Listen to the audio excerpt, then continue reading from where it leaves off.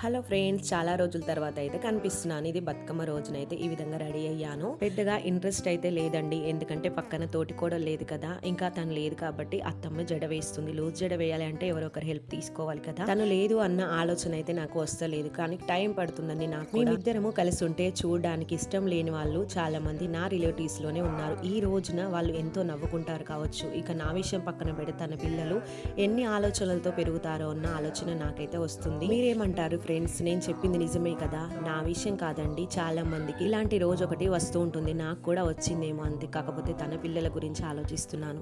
ఇక్కడ అదంతా పక్కన పెట్టేసి మా చిన్నారైతే ఇక్కడ చూసారు కదా, బతుకమ్మ అయితే ఆడుతుంది. ఇంకా నేను కూడా ఎంట్రీ ఇచ్చేసాను.